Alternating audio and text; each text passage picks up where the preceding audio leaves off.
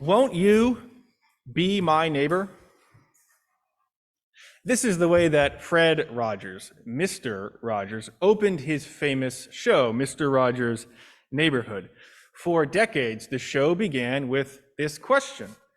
Mr. Rogers would look into the camera and ask, "Won't you be my neighbor?" Mr. Rogers' Neighborhood was one of the most popular and beloved children's shows in America in the second part of the 20th century, for sure.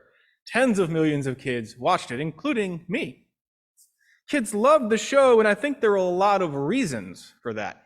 But one of the most important reasons that I think we loved Fred Rogers and loved the show was that he wanted to be our neighbor first and foremost.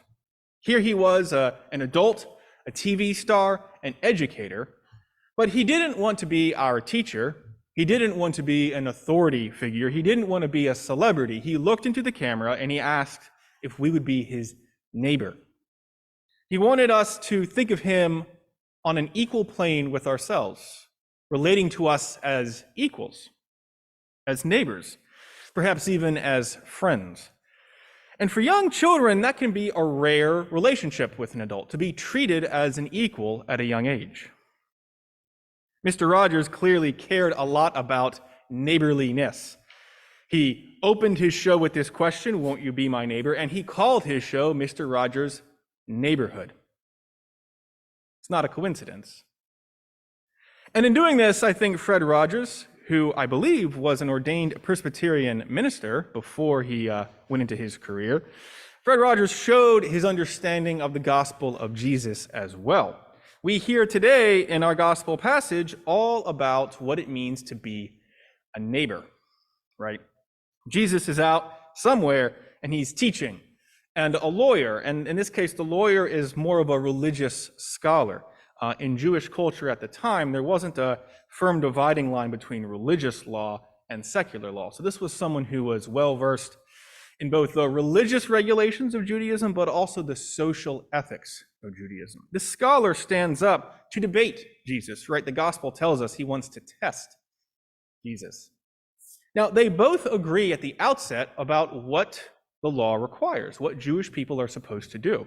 Love God and love your neighbor. They agree on this.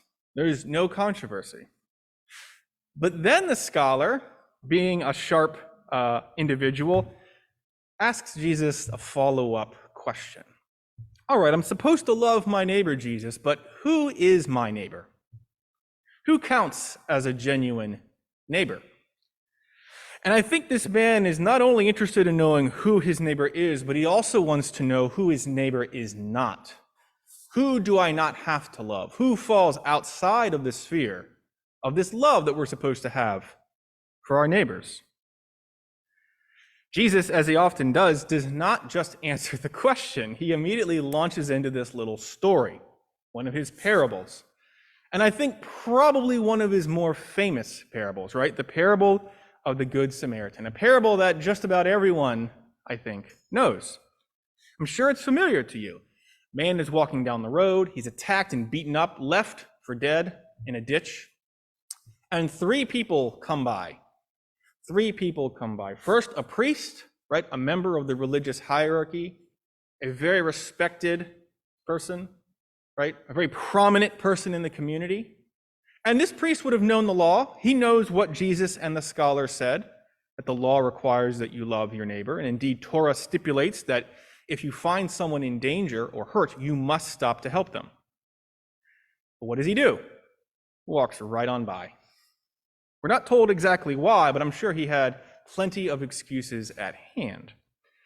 Next, a Levite comes by, and to make it simple, the Levites and priests were closely related. Priests are a subset of the Levites, but for today's purposes, the Levite, we can understand them as another member of the Jewish religious hierarchy. Not quite at the same level as the priests, but right there. They did a lot of important work at the temple and in the administration of the Jewish faith at this time. But this is another prominent personality and someone who would have known the law well. And he just walks right on by. Last of all, there's a third person, this Samaritan. He walks along, he sees the man has been hurt, and he immediately stops and helps the man, cares for him, even carries him to an inn and pays for his further care. Jesus, after giving this parable, turns back to the scholar and says, which one of these people is the man's neighbor? And he says, the one who showed him mercy. Now, you were probably taught this parable in Sunday school as a child, and there's a pretty good chance that what you were told is that this is a parable about how you should be nice to people, that you should care for people, that if someone is hurt, you should help them out. Now, that's certainly true. Christianity certainly teaches that if someone is hurt in a ditch, you should go help them. There's no question about that. But that's not what this parable is actually about. And we can tell that because both men agree to this point at the outset. Both Jesus and the scholar say you must love your neighbor. Notice, again, the question that the scholar asks Jesus. He doesn't ask, what should I do for my neighbor? He asks, who is my neighbor?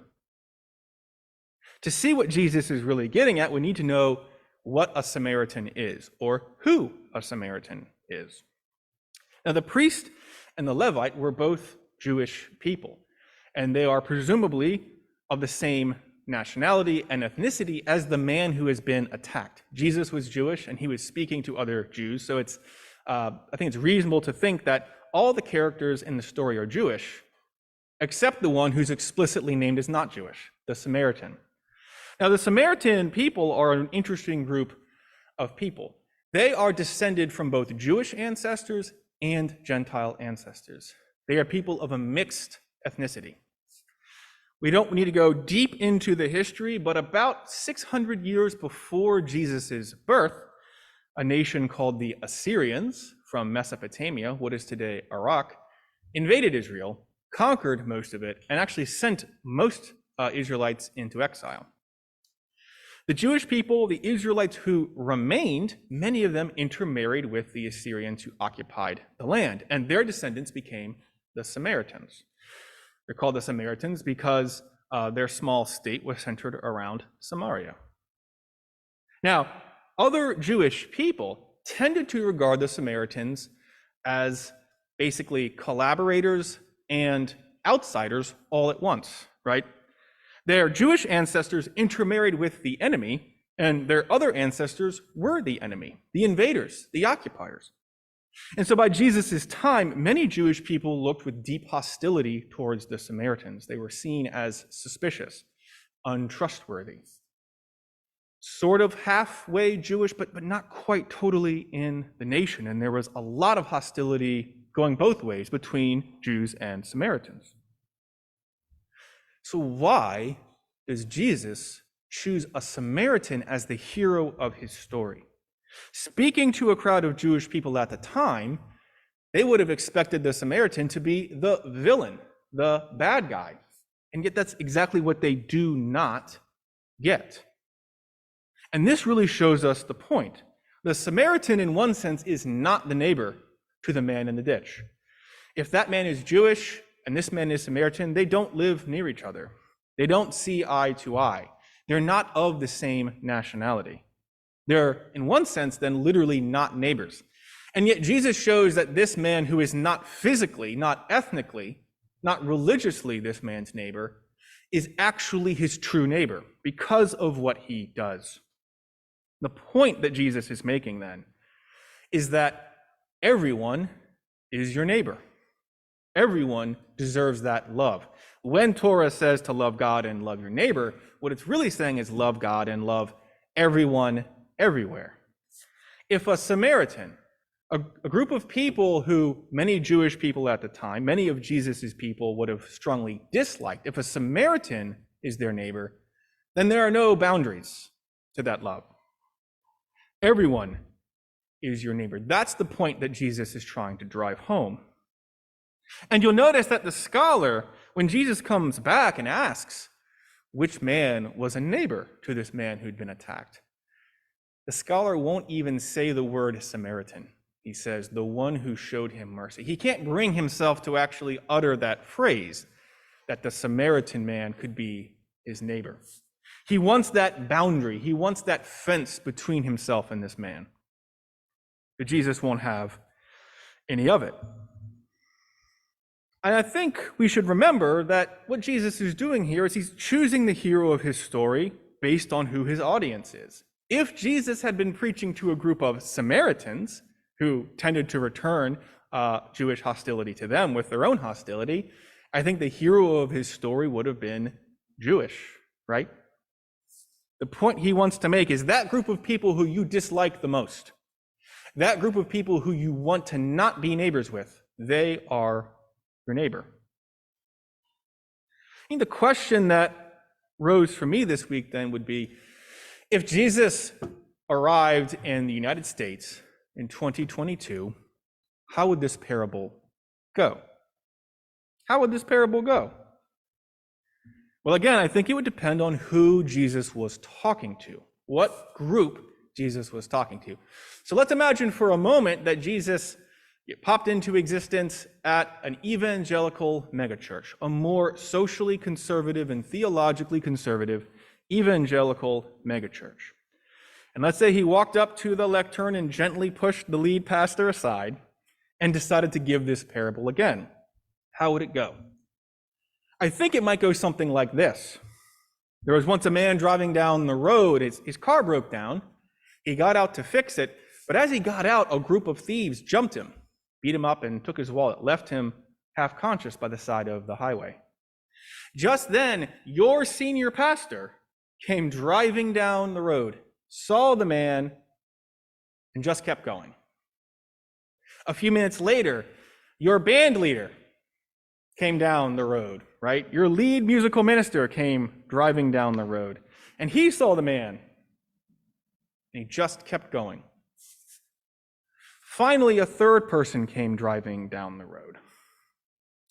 She was not a member of the church. In fact, she was an atheist. She was an undocumented immigrant driving to her job. And not only that, she was married to a woman. Yes, this atheist, lesbian, undocumented immigrant. She came driving down the road. She saw the man, and she stopped. She cared for him, called 911, and waited for the EMTs to arrive. I think that's how the parable might go at a megachurch today. The two people that the crowd would want to think would do the right thing didn't, and the person they'd want to assume the worst about would be the hero. Well, then, what would happen if Jesus showed up here today at St. Augustine's and decided to give this parable? Popped in right here and gently nudged me out of the way and gave this parable. How would it go? I think it might go something like this. Same story. A man was driving down the road. His car broke down. He got out and he was attacked, left for dead. Just then, the Bishop of Washington comes driving down the road. She sees the man there. She just keeps on going. A few minutes later, your very own priest, Scott Lipscomb, comes driving down the road, sees the man, doesn't stop, says to himself, I've got to work on my sermon this week about the Good Samaritan. I can't stop right now. I've got to keep going. Then finally, an old beat-up pickup truck with a Trump 2024 sticker on one end of the bumper and an NRA sticker on the other, dressed head to toe in camouflage, he comes driving down the road. He sees the man there, and he stops.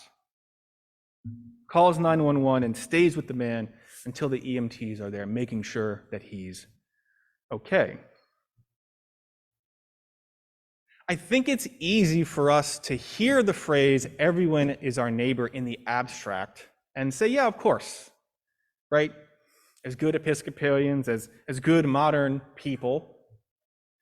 But to accept that the people or the person that we dislike the most, that we disagree with the most, the person that we want to hate, that they are also our neighbor, them in particular, that I think can be harder. I invite you to imagine someone, maybe someone you know personally, maybe someone you see on the TV a lot, maybe someone you used to see on the TV a lot but don't so much quite anymore, Imagine someone you don't like. Picture them for a moment. And then try to really accept and believe that that individual, whoever they are, that they are your neighbor, that you're called to love God and that person. Not in the abstract, but really this individual. I think for most of us, that's harder. That's when love becomes difficult. This is what Jesus is trying to drive home.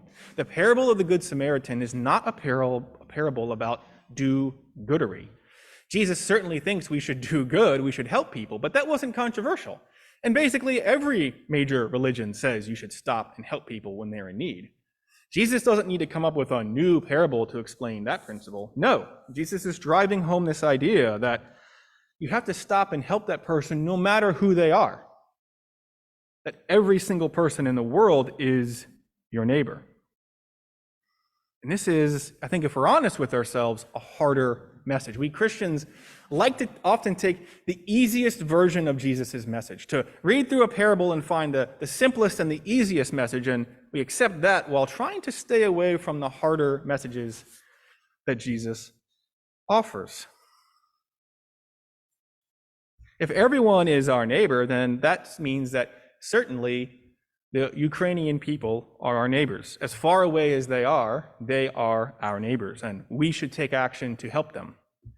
But it also means that the Russian people are our neighbors too. If everyone is our neighbors, then every undocumented immigrant in this country is our neighbor, full stop. But it also means that the xenophobic Americans, the Americans who don't want to welcome undocumented migrants, guess what? They are also our neighbors. No one falls outside the sphere of God's love, and therefore, if we're going to love God, we have to accept that everyone is indeed our neighbor. But again, it's important that we don't get this message twisted either. In another place in the Gospels, Jesus will tell us that we have to love our enemies and that we have to pray for our enemies. And I think he's making that point here too, right? Even your enemies are your neighbors. But notice that he still calls them our enemies. He's not denying that they are our enemies. There are people who do terrible things in this world. We should disagree with them publicly. We should resist what they're doing. We should oppose them. We should even work to defeat them. If there are candidates in this country calling for things that we think are wrong, we should say that. We should not vote for them. We should encourage other people to not vote for them.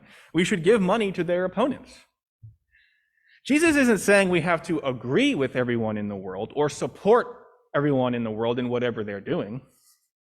No, indeed, Jesus often disagrees with people, opposes and resists people when they're doing terrible things.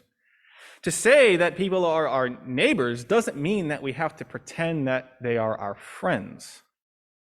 Somehow then, we have to live a life where we love and pray for everyone, even as we simultaneously find ourselves disagreeing with, resisting, and opposing a lot of those people. We have to love the world and resist what's broken in the world at the same time. And that's a tough balance to keep. Jesus is calling us across a tightrope in this life. It's not as simple as be nice to everyone or don't be nice to anyone. We have to remember that Christian love is about doing for someone what they need, doing what is right, not necessarily what they want, and definitely not necessarily what we want to give them. Christian love is not a sentiment, it's an action. And somehow finding a way to love people while we simultaneously disagree with and oppose them, it's not easy. It's not easy. But if we want to be students of Jesus, we're going to need to hear these hard lessons. The hard lessons, that's where the gospel really lives. And if we want to live this life, we have to look for the harder lessons of these parables. Everyone is our neighbor. Not everyone is our friend. Let us keep searching for a way to love even those people we know we must oppose. My friends, may it be so. Amen.